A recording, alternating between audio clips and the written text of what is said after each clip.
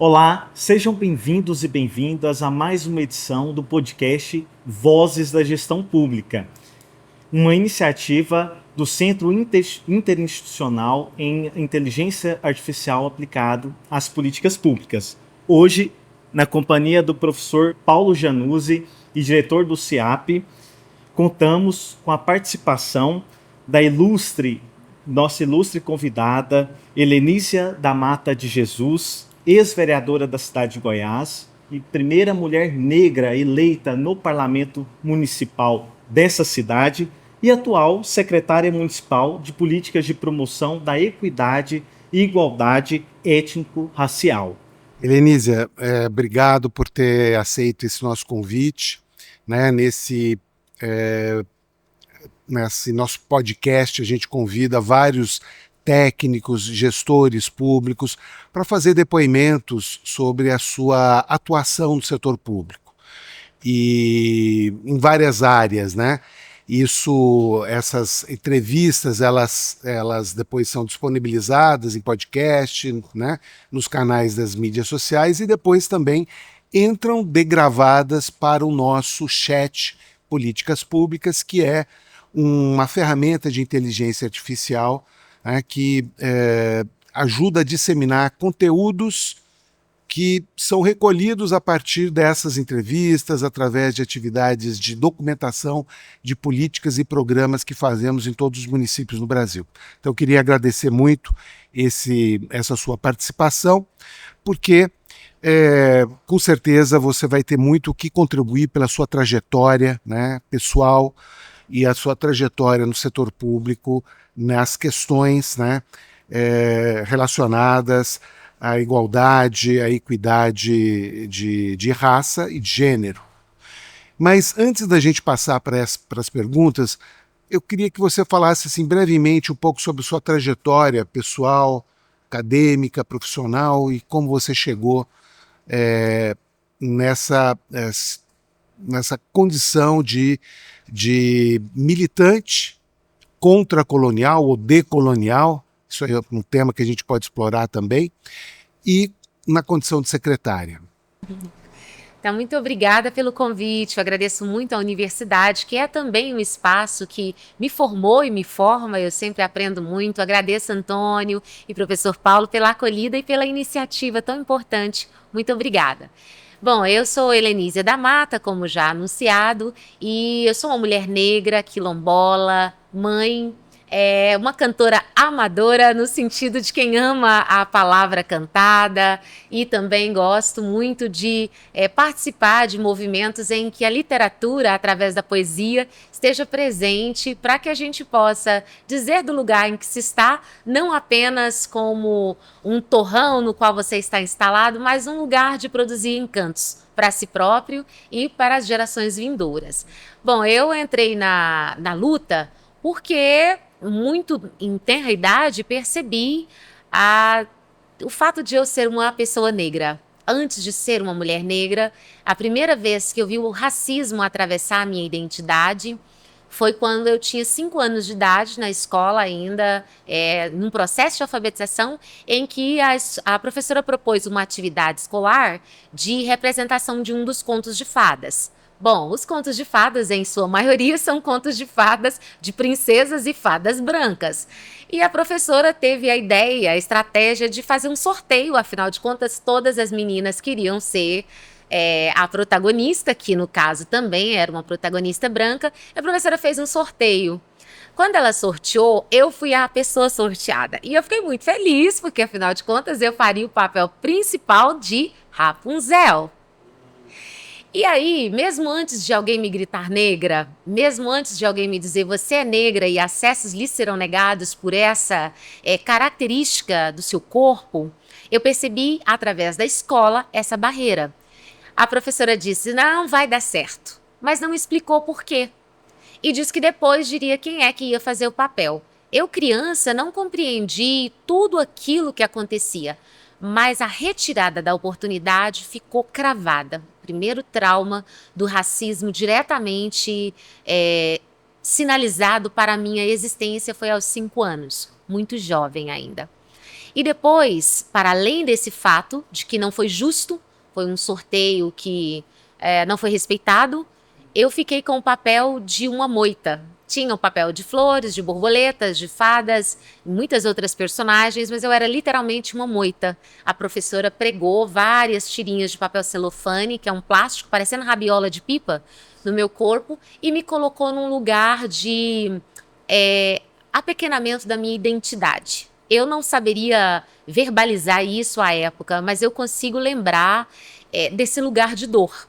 Porque eu fiquei numa condição vexatória na escola, em que eu fiquei acocorada, com os braços ajuntados nos meus joelhos e com esses penduricalhos de folhinhas verdes. E eu vi o espetáculo inteiro e eu sabia todas as falas de cor. Eu queria muito a trança da Rapunzel, porque era uma trança enorme de papel crepom, cheia de flores de cartolina colorida com flores. Bom, do ponto de vista da semiótica, eu percebi muitas coisas. Havia um cabelo grande, então um poder a partir de um tipo de cabelo.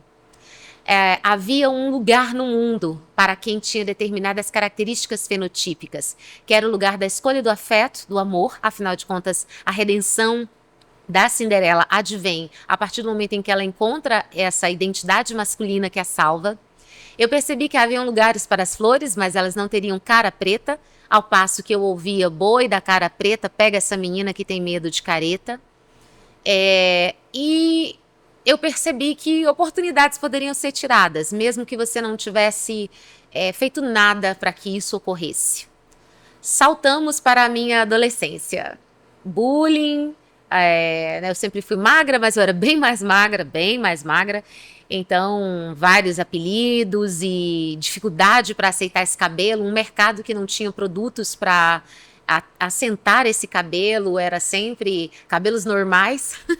O que é cabelo normal? O que é normal? O que nasce na sua cabeça não é normal? Quem definiu que isso não é normal? Então, esses símbolos, e por isso que eu digo que estudar semiótica é importante para entender o lugar no mundo, foram causando indignação no meu coração. E aí você tem que transbordar isso para algum lugar. Felizmente, eu vivi num lar onde meu pai me ensinou capoeira na infância e me ensinou a trabalhar organizada em grupo. As primeiras experiências de ir à reunião de associação de bairros, eu fui com meu pai, com 10 anos, 11 anos. Também fui na organização e estruturação do assentamento Santa Rosa, lá de Matrinchã. E essas experiências me deram um lugar no mundo, que é um lugar de entender que você pode transformar o seu luto em luta, que você pode colocar o seu corpo organizado para outras percepções do mundo. Então, imbuído desse sentimento, desse pensamento, eu vi meu pai se candidatar também, andei com ele em palanques, andando. Eu fui iniciada a partir da minha casa nesse lugar. Assim como nas artes, cantando, meus tios cantavam, meu pai cantava, meu avô era folião, cantavam na igreja, estavam muito nessa vida coletiva. Isso me forjou nesse ambiente de vida coletiva e de necessidade de escolher um lugar para se estar lá. Que não fosse só apenas aquele da moita, mas um lugar que eu pudesse usar a arte para cantar aquilo que tocava o meu coração, dizer das dores que eu sentia com os meus próprios textos ou com o texto de outra pessoa. Bom, isso foi me dando oportunidades no mundo. Então as pessoas começaram a saber, quando eu vim estudar em Goiás, no liceu, aí logo souberam. Tem uma menina que canta, vamos chamá-la para cantar. Aí eu ia com o meu talento, com a minha arte, com a minha habilidade, e cantava, e aquilo foi abrindo espaço. Então eu tinha que pegar o microfone para falar boa tarde, de repente eu falava mais uma outra coisa, e eu comecei bem nova nisso. E isso foi me dando um outro lugar, que não era só o lugar de uma pessoa negra, mas de uma pessoa negra que tem um talento, vamos ouvi-la. E isso foi me dando outras oportunidades para além desse lugar da casa. E foi importante, porque eu experimentei primeiro um palco do teatro, eu não fiquei só uma criança no lugar do bullying, do trauma, da dor, de ser uma magrela, de ser uma menina de escassez, de uma menina que vem de um lugar de pobreza, mas havia a possibilidade de ser enxergada também por algum talento. E isso me humanizou, me dignificou. Por isso, a arte é uma ferramenta tão importante para educar crianças e trazer para elas um outro lugar que não seja só esse lugar da dor. Então, foram nesses lugares. E aí eu logo entrei em um partido, entrei logo no Partido dos Trabalhadores, eu entrei no PT Jovem, já me engajei logo de primeira nesse movimento. Foi importante para mim, isso me deu no sentido de entender que, independentemente de a gente estar no poder ou não, de estar disputando um cargo ou não, é importante você escolher um lugar para participar. A força coletiva é o que move as coisas, é o que organiza o mundo. E é o que é possível para se fazer e viver com outras oportunidades que não só aquelas narrativas hegemônicas. Então, eu entrei muito cedo, com 16, 17 anos eu já estava em todos esses espaços. A cidade de Goiás discutia os títulos daqui, se organizava para pensar o patrimônio, eu era estudante aqui dentro dessas escolas, veio o FICA para Goiás. Então, eu começo a viver esse período de adolescência para minha fase de pessoa adulta dentro dessa efervescência cultural em Goiás e tendo esse lugar da arte e do engajamento político como lugares de pertencimento a esse município. E aí foi uma progressão. Então, tem uma reunião, vamos, precisa falar, você fala? Falo. Você canta? Canto. Vamos, qual é o jingle? Vamos cantar o jingle. Também atuei, foi numa dessas experiências do Festival de Cinema e Vídeo Ambiental, estavam buscando talento nas escolas de ensino médio, e aí eu tenho uma voz boa, você parece que tem perfil para ser radialista, você topa? E eu, audaciosa, que sempre acreditei que é possível sonhar, falei, topo, vocês me dão um curso? Sim. Então eu fiz um mini curso, aprendi um pouco sobre impostação de voz, e bem jovem, foi um dos meus primeiros trabalhos com renda, antes mesmo da maioridade, aqui em Goiás, tinha Rádio Cidade.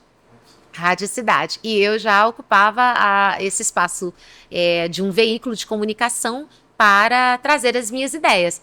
Fui chegando, fui para a universidade, aí descobri o movimento das mulheres e comecei a me engajar, participei de mais projetos da Universidade Estadual de Goiás, que era com poesia, o verso e prosa, e viajei pelo estado, ia como projeto de extensão, então foi muito importante a universidade na minha vida nesse lugar. O professor Alex Hatz tinha um grupo, um coletivo de estudantes negros lá na UFG, e foi o primeiro coletivo de estudantes negros que eu vi na vida, que não tinha aqui em Goiás ainda. Então eu ia daqui para Goiânia para poder me aproximar dessas discussões. Então foi nesse movimento que eu conheci Raimunda Montello, Janira Sodré e muitos outros grandes nomes, a Zita, muitos grandes nomes do movimento negro, Ieda Leal, que foram forjando em mim essa identidade de entender que eu precisava, para além de entender a dor, perceber a potência dessa voz aplicada aos movimentos organizados. Então foi, em síntese, um pouco disso que foi me conduzindo para esse lugar de estar militante. E assim, nós agradecemos o seu relato, Helenísia, um pouco da sua história, da sua trajetória, que sem dúvida quem está nos acompanhando vê a força que você é, né, uma mulher que tem uma representatividade, que todo esse períodos, né, de marcas, mas também de superação, teve assim o seu poder de fala e se tornou conhecida aqui da cidade de Goiás, né? Você nasceu em Matrinchã, como você disse, depois veio para a cidade de Goiás para iniciar os seus estudos e se tornou, diante dos seus talentos, da sua força, das suas superações, uma mulher muito conhecida e muito inteligente naquilo que você se propõe a fazer, Lenícia. E nós gostaríamos de saber um pouco mais de como foi essa sua candidatura, ser eleita vereadora aqui na cidade e depois, de um cargo no legislativo, se tornar uma secretária municipal de uma pauta que dialoga, que representa muito a sua atuação, que é na Secretaria Municipal de Promoção da Igualdade, Equidade Étnico-Racial.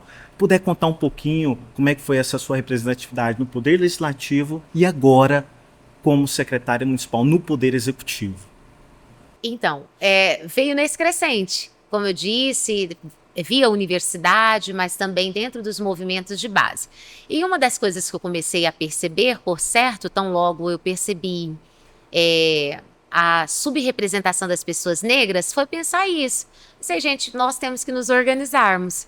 Quais são os caminhos para isso? Por que é que eu estou vendo sempre nas associações pessoas brancas e eu nunca vejo as negras se organizando? Por que é que eu não estou vendo candidaturas de pessoas negras?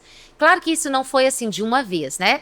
Então, eu já estava, como eu disse, participando de eleições que não logramos êxito, aqui eu participando, nesse chão mesmo de reunir 30 pessoas, 25, saíamos sabendo que não teríamos condições de eleger, como temos agora o nosso prefeito Aderson, ou quando elegemos a Selma, mas estávamos lá, ainda à época era o professor José do Carmo, que se candidatou, e eu estive lá em todas as campanhas dele, mesmo sem chance da gente ser eleito, acreditando que era preciso disputar. Se você quer estar num espaço desse que é um cargo eletivo, precisa disputar. Então fui engajando nisso, vivendo essas experiências. Paralelo a isso, eu comecei a perceber que a gente precisava organizar mulheres e pessoas negras. Então eu participei ativamente, ainda antes de estar na gestão. Eu trabalhei como extensionista do INCRA e do SEBRAE, aqui em Goiás, não só aqui no município, mas também chegando até Faina. Então, a Feira de Faina é um projeto que eu apresentei lá, inclusive foi reconhecido como estudo de caso de tecnologia social local, porque quando eu fui para lá trabalhar, em 2010, eu fui por conta do PAIS, Programa Agroecológico Integrado Sustentável, que fazia aquelas mandalas de produção de alimentos para a reforma agrária. E eu fui para organizar mulheres. Eu fiz o MBA, que trata de associativismo e cooperativismo. Então, essa é uma expertise que eu desenvolvi também na Escola Superior de Negócios. E o meu foco foi justamente trabalhar a ideia da valia da ação dos projetos sociais. Como é que a gente avalia esses indicadores e como é que eles de fato impactam e qual é a sustentabilidade desses projetos. Nesse meio tempo, eu entrei para trabalhar no SEBRAE e no INCRA, e fui trabalhar com beneficiários da reforma agrária.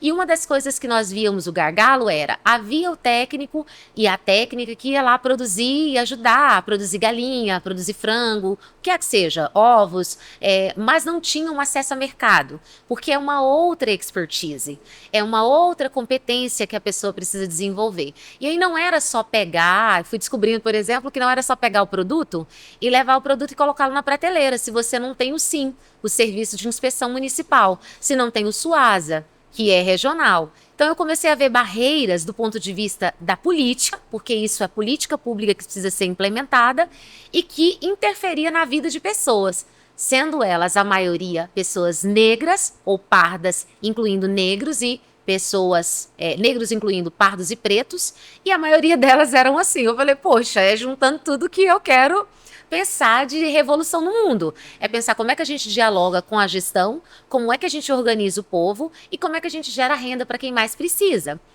Então, vendo uma experiência lá de um país desse que produzia mais do que a família precisava absorver, mas não o suficiente para abrir um mercado. Então, tinha produção que dava para abastecer uma vez na semana. Dá para você vender numa feira, mas não tinha uma feira que sustentava. O outro desafio era, a feira em Faina, ela era aos domingos. Mas aos domingos nós tínhamos um outro processo de migração, que era as pessoas saindo das fazendas e voltando para a cidade à tarde.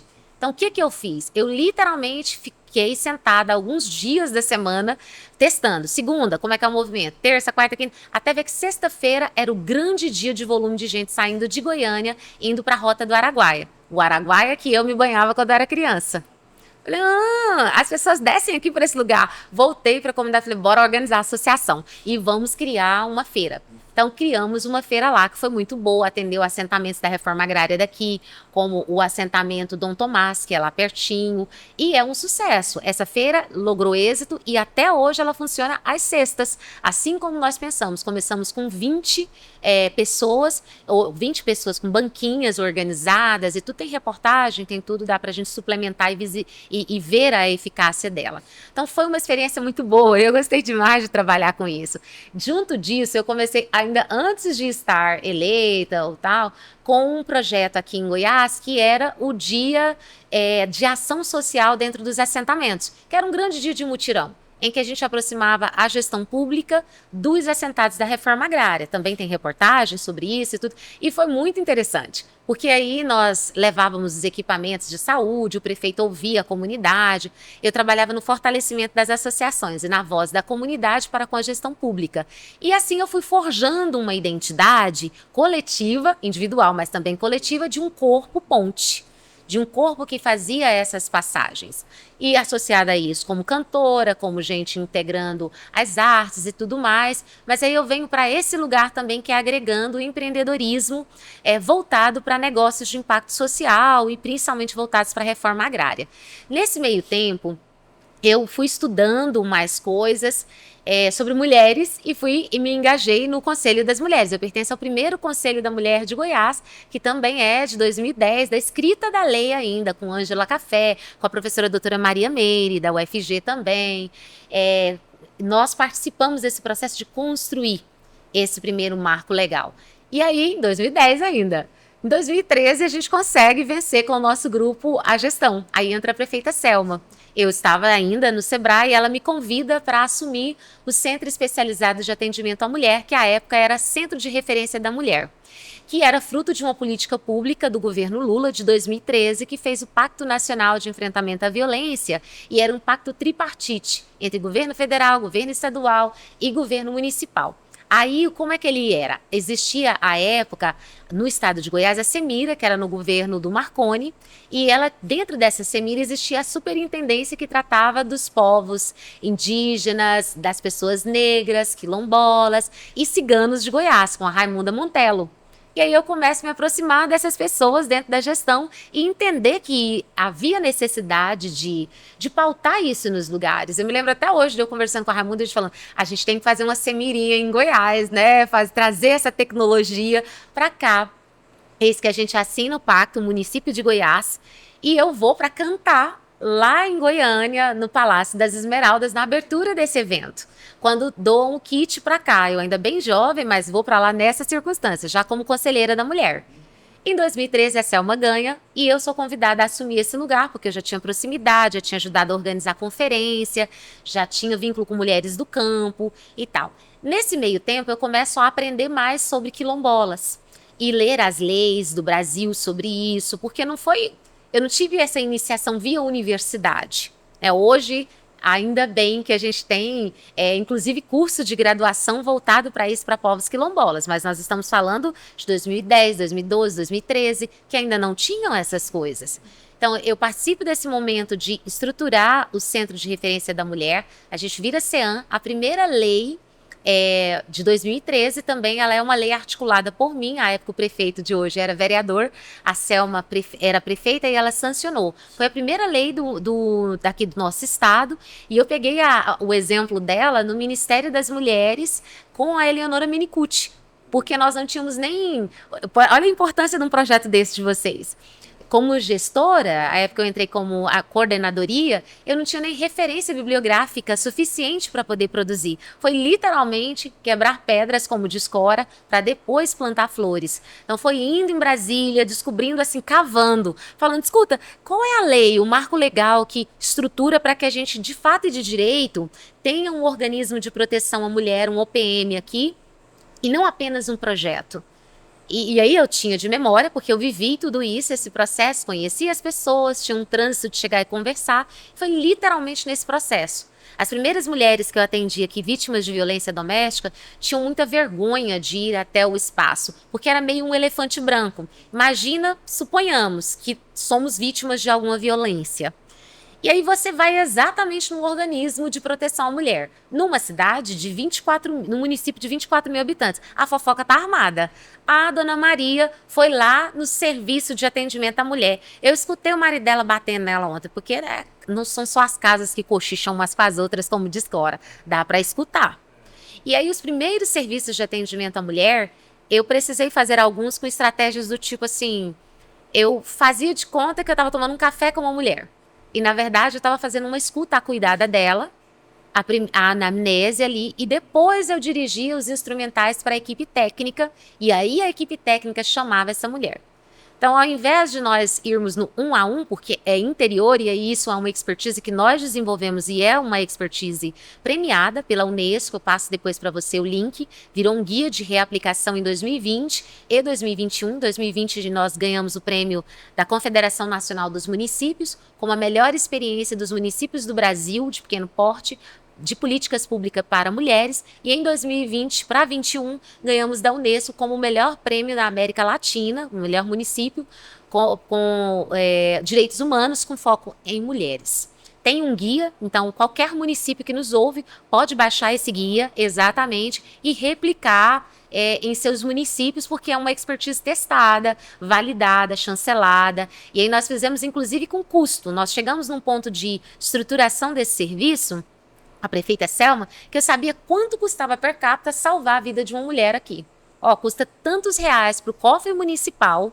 Então, o que a gente fala de política pública baseada em evidência e não no achismo. Então, na lei orgânica do município, nós saímos de um projeto para uma equipe estruturada que conseguia dizer a mancha de maior índice de violência de Goiás é no João Francisco. É nesse lugar, nós temos uma incidência maior nos finais de semana, nós temos isso associado ao uso de álcool, nós temos isso associado a mulheres que estão entre 18 anos e 40 anos.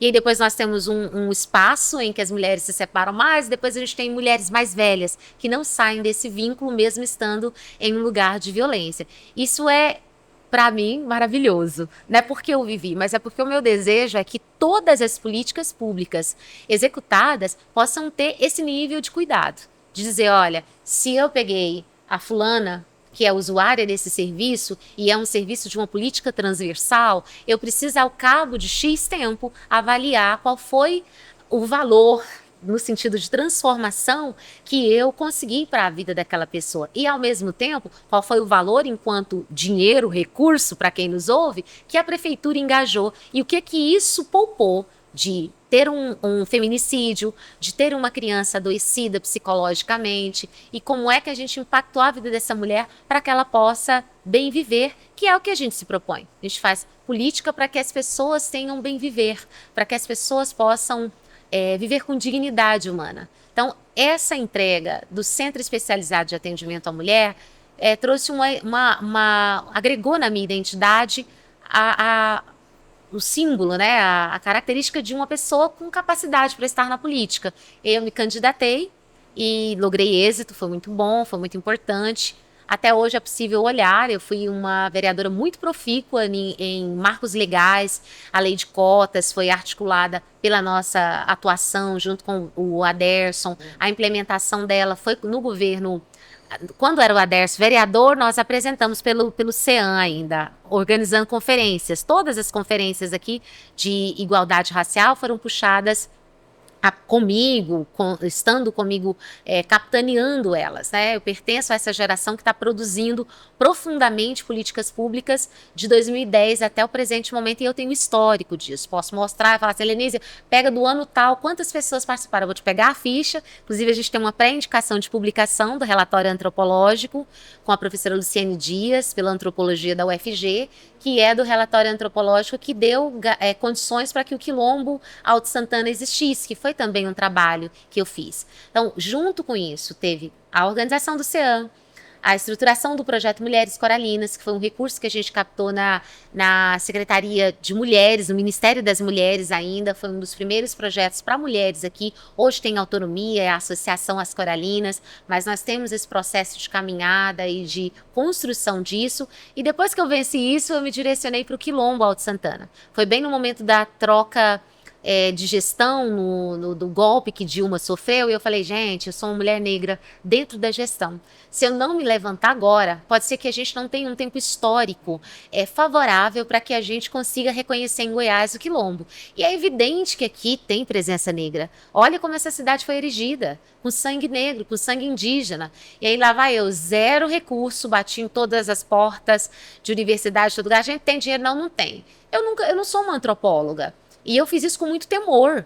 né? Mas como eu já disse para vocês, eu sou uma pessoa ousada. Se me derem uma tarefa, é porque a pessoa acredita em mim e porque eu vou dar conta, porque que eu que vou escolher o lugar da moita, não escolherei. Escolherei o lugar da princesa com o meu black. Eu não preciso de um cabelo de Rapunzel. Eis que vou com o meu black todo armado fazer a minha entrega. Não com o sentido de comparar com alguém, mas de entender que eu estou naquele tempo e naquele espaço com saúde, para poder produzir algo. E foi imbuída dessa coragem que em 2016, com a Fernanda e a Fernanda e a Heinzer são moradoras de lá, eu fui até elas com a Marta Ivone e todo mundo para poder construir isso. Compilei esse material que está em análise agora na antropologia, e a gente deve liberar esse documento histórico e que é um divisor de águas em Goiás. Desde que nós conseguimos estruturar o Quilombo Alto Santana aqui e visibilizar, muitas políticas públicas foram abertas, dentre elas a entrada de jovens pelo UFG Inclui como quilombola, que ainda não tinha acontecido com nenhum daqui. Hoje a gente tem a doutora Lígia, que é a primeira médica quilombola formada pela Universidade Federal de Goiás, pela cota, e que é neta de Dona Ione, uma moradora raiz lá do Quilombo Alto Santana, uma terra devoluta, uma área em que ela não acessou nenhum programa do governo federal, simplesmente porque a gente não tem regularização fundiária lá ainda. Então a Dona Ione veio de trabalho na Lua Escravo, eu mesma colhi o depoimento. Dona Ione faleceu, e elas ainda estão em processo. A gente está com um RTID para ser construído. A deputada federal Adriana Corse, a nosso pedido, enviou uma emenda, e o INCRA e a Universidade Federal estão conosco construindo agora o RTID. Então, a ousadia de acreditar que eu daria conta de ler aquelas perguntas do INCRA e construir esse documento de autodeclaração quilombola foi muito importante. Tanto daqui de Goiás, esse foi estruturado por mim.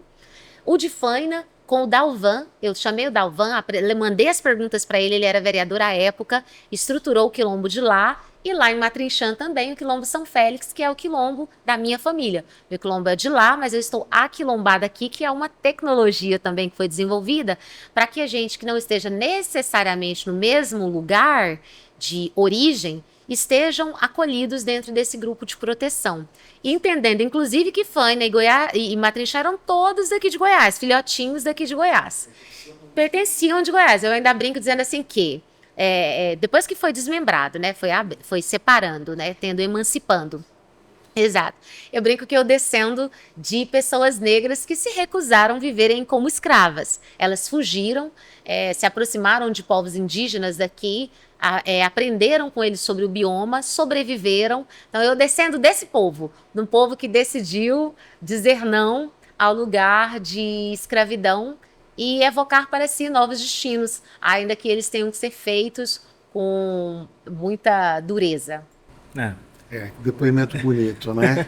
Muita eu fico coisa imaginando, então, como você, com essa trajetória, né, tão dinâmica e de pesquisadora, de militante, acaba, então, entrando na administração pública e numa prefeitura, numa secretaria, né?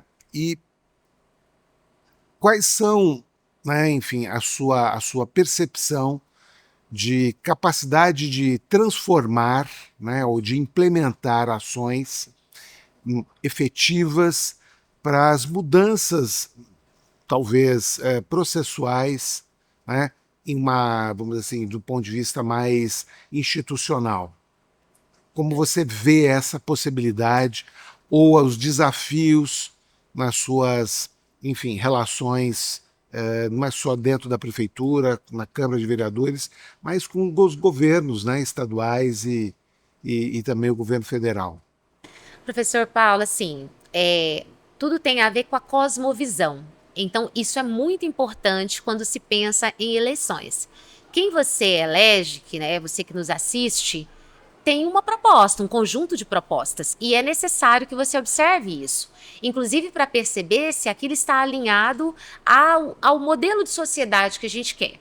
Então, para que a gente tenha avanços de políticas públicas transversais, como essas de raça e gênero, com recorte de raça e gênero, nós precisamos de governos que entendam isso como necessário, e não como periférico, não como margem, mas como uma agenda. se comprometa com o ODS 18, que é o que propõe o ODS Igualdade, os Objetivos de Desenvolvimento Sustentáveis da ONU, que preconiza a igualdade. Para que a gente encontre a igualdade, o direito tem um princípio que é o princípio de você apresentar desigualdade. Quem está desfavorecido precisa ser fortalecido, precisa ter políticas públicas afirmativas para que a gente encontre minimamente a igualdade. Hoje, a gente já está numa perspectiva de reivindicar a equidade. Tanto é que esse órgão nosso, que é bem recente, que é a pasta da Secretaria de Políticas Públicas de Promoção da Igualdade e da Equidade, isso foi uma escolha. E foi uma escolha que eu participei, porque eu lutei para a escrita dessa lei, desse marco legal. Eu votei esse marco legal, articulei ele com os vereadores e todos votaram favoravelmente. É preciso que exista um letramento racial e de gênero por parte de quem está na política. Senão, não avança. É só pensar assim, dos nossos municípios do estado de Goiás, quantos têm algum nível de política pública estruturada para pensar o enfrentamento à questão de gênero e de raça? Pode, assim, cavalcar. Vamos encontrar no social uma ou outra ação desconecta e muitas vezes ela não vai dar conta, por exemplo, de estar articulada a política da infância antirracista que foi assinada em decreto pelo governo Lula o ano passado. Não vai ter, e aí por isso a gente vai continuar vendo racismo dentro da escola. Uma outra evidência da falta nós não vamos ver bibliografia etnocentrada. Vamos chegar lá, não vamos encontrar livro. Ora, se eu tenho uma sala de aula que não tem livro, que eduque para as relações de gênero e para as relações étnico-raciais, obviamente que a gestão já escolheu o lado que ela assina, e é o lado do opressor, porque está reproduzindo a mesma dinâmica, o mesmo lugar. Os gestores precisam corporeificar esse discurso. E corporeificar é literalmente ter na sua gestão pessoas negras, ter na sua gestão mulheres. Aqui em Goiás nós temos o privilégio de dizermos que nós temos mulheres em maioria em relação aos homens nas pastas. Isso é um grande avanço. Eu estou participando agora de uma agenda da Maré de Projetos, de mulheres de lideranças do Brasil, que estão apresentando aos gestores do Brasil todo um protocolaço de projetos que propõe que para os próximos anos tenha a cota de gênero, seja obrigatório ter pelo menos 50% de mulheres. E também a cota de raça. Hoje, inclusive, tem um vídeo que foi liberado por esse projeto, Maré de Projetos, que é da Benedita, dizendo, né, Benedita da Silva, convocando o Brasil, e isso, deputada federal negra, inclusive, convocando gestores do Brasil a fazerem a assunção dessa novidade que a gente quer ver no mundo. Porque é isso, a gente planta semente hoje para ver no futuro. A secretaria que hoje nós estamos estruturando, ela foi fruto de debate político ainda em 2016. Tem lá na conferência, nas relatorias, dizendo que nós queríamos que se criasse em Goiás a Secretaria das Mulheres e a Secretaria de Igualdade e Equidade Étnico-Racial. Nós só vamos ver a concretização desse plano em 2021 das mulheres e em 2023 a da igualdade racial. Então, assim, é preciso caminhar. E aí, lembrando essa linha do tempo, organize o povo. Veja que o Quilombo vem primeiro, a Associação Quilombola vem primeiro, o Conselho das Mulheres vem primeiro, e são essas estruturações e organizações da comunidade que vão fazendo uma agenda com o Executivo, e ainda antes do Executivo, com os planos de governo, e assegurando, porque eu tenho um lastro, um compromisso desses gestores que estão candidatos e que viabiliza a chegada de candidaturas progressistas. Porque para poder trazer essas coisas precisa ter esse pensamento. Então, se hoje a gente tem uma lei de cotas funcionando no município de Goiás antes de ter no estado, foi fruto de luta. Foi fruto de luta que nós começamos lá atrás, de projeto de lei que nós apresentamos em 2016, que veio culminar em ter o primeiro concursado empossado em 2021. 2021. Então, nós vamos fazer 9 anos de cota ano que vem. E as vidas foram transformadas. Hoje a gente saiu de 3% de presença negra, eu estou esperando atualizar, para mais de 20% de presença negra. Estou falando atualizar porque o prefeito ainda está dando posse do último concurso que saiu e que tem cotas para pessoas negras. Isso daí, essa representatividade na gestão pública municipal. Gestão pública municipal. E o estadual ainda nem lançou um concurso com recorte de cota. E eu participei das agendas de debate disso. O Ministério Público propôs, eu estive lá, eu falei, olha, nós estamos lutando por isso desde 2010. Tendo reuniões, conferências, e a gente falando, o governo do estado de Goiás precisa apresentar um projeto de lei. E ainda assim, não incluiu agora quilombolas e indígenas, que é o nosso próximo passo. Nós estamos, a nível municipal, lutando por isso, mas eu também pertenço à coordenação, que é a CONAC, que é uma coordenação nacional de articulação quilombola, em que a gente pleiteia essas coisas. Nós teremos ainda esse mês o Aquilombar lá em Brasília, em que nós reunimos mulheres quilombolas do Brasil todo. Nós vamos novamente com uma caravana daqui. Nós fomos em Goiás, eu fui mobilizadora de 2 caravanas daqui. Foi a segunda maior caravana do estado de Goiás, saiu daqui da cidade de Goiás para ir para a Marcha das Mulheres Negras. Então, assim, para quem nos ouve, o movimento sempre a estar institucionalizado, é a representação, a presentificação dessas ideias precisa estar calcada no movimento coletivo. Então, precisa estar sempre lá na base, agitando essa base, encontrando essa base, confluindo com ela, tendo esse ajuste. É um movimento muito mais difícil, porque é mais fácil você alienar, chegar e comprar com uma cesta, é muito mais fácil, porque o outro processo, esse que a gente propõe, como professora que sou, é da educação, e ele é lento, ele é a conta gotas, mas produz efeitos. Como eu estava dizendo, hoje a gente já tem uma médica quilombola, a gente tem uma jovem que é a Nicole, que está na Defensoria Pública, fazendo mestrado pela Universidade Federal em Direitos Humanos, e ela discute exatamente território. Ela está discutindo a regularização fundiária no território dela. E aí isso é transformação social, professor Paulo, que precisou de política pública, que encontrou um espaço para brotar e para que a gente pudesse dizer, olha, é preciso olhar para esse povo com um outro olhar. Hoje, o município de Goiás tem recursos que chegam para a educação, porque a gente visibilizou as crianças quilombolas e vem a transferência direta do governo federal. Nós temos no social as famílias quilombolas, porque no CadÚnico tem o CadÚnico social, o CadÚnico comum, mas tem os recortes. Então você pode lá se cadastrar como CadÚnico, dizendo que é indígena, dizendo que é pessoa quilombola, porque tem políticas específicas que chegarão ao município, desde que elas estejam visibilizadas, evidenciadas a partir dessa identificação. Então nós temos um avanço muito grande nesse aspecto também, e nós temos agora na saúde. O município de Goiás passará a receber, passou já a partir de janeiro, R$30 mil a mais, para criar a unidade de referência em saúde quilombola. A gente já tem a indígena, que está em funcionamento, e agora a quilombola. Então, assim, a luta traz resultados, mas ela precisa estar ancorada nesses princípios, que é o princípio da igualdade, é o princípio de pensar um desenvolvimento que se preocupa com quem mais precisa. E hoje, no Brasil de hoje, quem mais morre, quem mais precisa, são mulheres, e nesse grupo de mulheres, a maioria das mulheres mais vulneráveis são mulheres negras, incluindo as pardas e as pretas. Exato.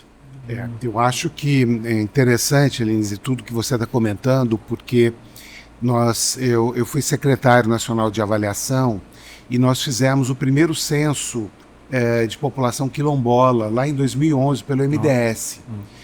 E um dos resultados, na verdade, era um censo nas comunidades tituladas, então, né? Não era, na verdade, potencialmente em todas as áreas que se reconheciam como quilombolas.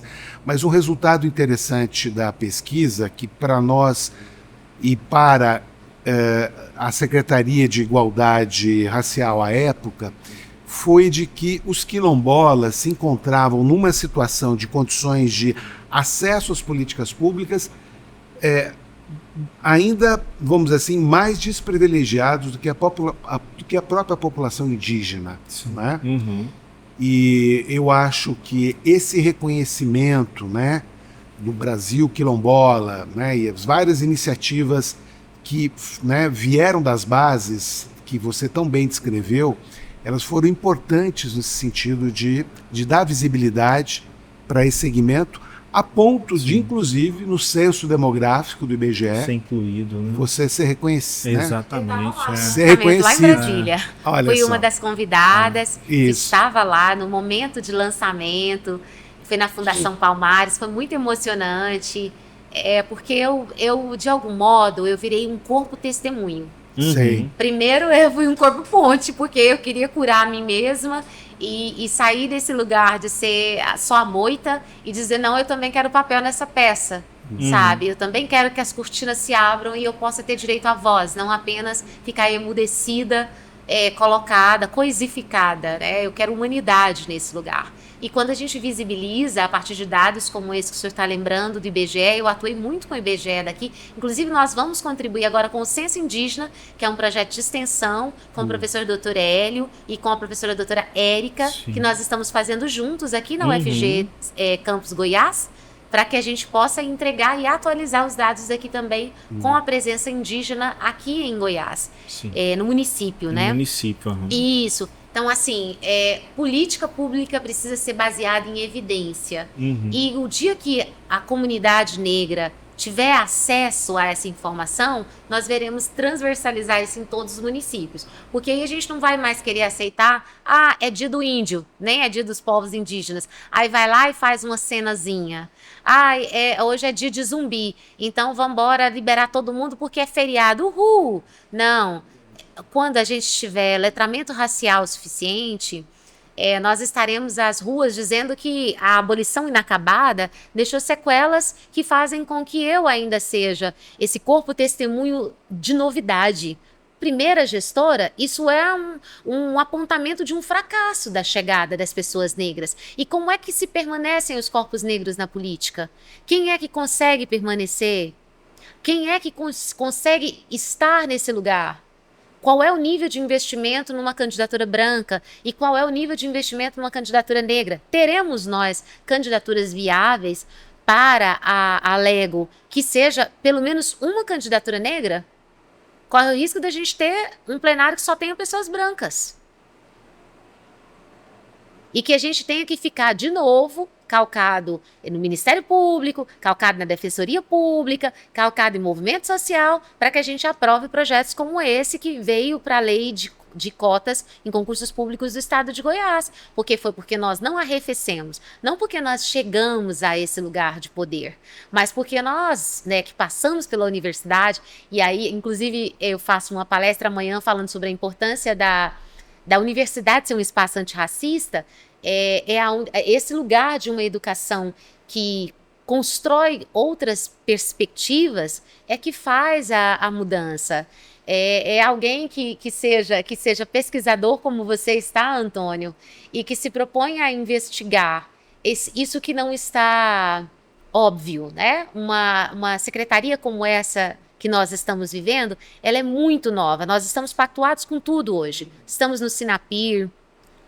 Na sexta-feira nós protocolamos um projeto junto com o IFG para um cursinho popular com bolsa, fizemos a adesão ao programa Juventude Negra Viva, estamos aguardando só o Boulos assinar, ministro Boulos assinar. Então, assim, isso permite que um município se circunscreva numa série de ações pensadas antes de mim, por outros pesquisadores, por outras pessoas, mas é preciso que os municípios tenham organizações mínimas, porque você pontua lá, tá no Sinapir, tem Conselho de Igualdade, que hoje já tem, inclusive foi um projeto apresentado por mim, hoje já tomou posse, já existe, realiza. Nossa conferência foi a maior conferência que teve aqui nos últimos tempos, com mais de 300 participações, um sucesso ano passado. Então, gente interessada em discutir isso. Hoje o município já colhe frutos, está entrando recurso no social, na saúde, na educação, graças à estruturação de uma pasta como essa. Então vale muito poder organizar um município fazendo o recorte da igualdade a partir de raça e gênero. E agora o nosso desafio é cobrir a infância e a juventude. Estamos caminhando para isso, para pactuarmos com esse pacto da infância antirracista e também com o Juventude Negra Viva, que já está lá. O processo é só agora o governo federal devolver assinado para a gente e a gente vai avançar um pouco mais. Nós estamos caminhando para o final desse podcast, senão eu e o professor Janus a gente emendaria até para mais tarde aqui. É um privilégio contar com a sua participação, com o seu relato, com a sua história, uma história muito viva, pujante. E olha que nós estamos concluindo esse podcast, mas não é um ponto final. Aqui é aberto para o mundo. E nós não falamos do projeto Adquiras, que é um excelente projeto, que ela vai ter oportunidade amanhã na nossa oficina, que é um ponto de fala muito importante. Não falamos da Leodegária de Jesus, que é uma escritora, poeta goiana. Antônio, me permite só agradecer, porque assim, eu apresentei um requerimento solicitando que a Leodegária fosse reconhecida como doutora honoris causa. E a UFG foi assim, muito atenciosa ao pedido, acolheu. E foi um dos dias mais especiais da minha vida. Eu chorei muito, fiquei muito emocionada no dia que entregaram o título a ela. Inclusive eu tenho uma cópia, tenho o privilégio de ter uma cópia desse certificado, porque quero guardar como um legado para quem veio antes de mim. Mas sempre honrarei a UFG por acolher esse pedido de reparação. Haja vista que a própria universidade negou esse direito para ela em 1906. Então, o corpo do presente, a universidade do presente, em 2023, decidiu acolher esse pedido de 2021, decidiu acolher e fazer com o que é possível fazer agora, né? Fazer o devido tributo, eu prefiro inclusive tributo do que honra, fazer o devido tributo à Leodegária e reconhecer, inclusive, que a gente não é responsável pelas mazelas do racismo do passado, de como a sociedade foi estruturada, mas nós somos responsáveis pelo que é produzido hoje na ciência e na política, e vice-versa, como uma alimenta a outra. Então, muito obrigada mais uma vez ao UFG por fazer isso. E nesse espaço, Helenísia, nós convidamos você para falar sobre as suas redes sociais, para quem está nos acompanhando, o Brasil inteiro, que acompanha o Voz da Gestão Pública, o Projeto SEAP, que possa te acompanhar, saber um pouco mais de você, do seu trabalho. Fique à vontade para você dizer suas redes sociais. Tá bom. É Helenísia, com E e com Z, da Mata, e TikTok, Instagram, Telegram, Threads, Facebook, YouTube. Tamo aí. Mas, vai, professor Janus. Obrigado, então, Helenísia, por esse depoimento. Com certeza, né, você vai estimular, né, enfim, outras pessoas, estudantes, militantes, né, técnicos e gestores a fazer essas transformações, né, que você foi, de alguma forma, acelerando aqui nesse contexto, e a gente espera que, né, essa experiência se reproduza aí e seja potencializada através das nossas ferramentas de disseminação de conhecimento, de evidências, de valores, né, para que as políticas públicas universais, distributivas, afirmativas, compensatórias, se estruturem com mais força nesse país. Obrigado. Eu que agradeço. Obrigada, Antônio. Obrigado, professor Paulo. Foi muito bom estar com vocês. Obrigado, Helenísia. Agradecemos você que esteve aqui conosco e fique ligado no nosso próximo episódio. É o SEAP no Vozes da Gestão, a melodia da ação, políticas públicas na prática, a nossa canção, com inteligência que se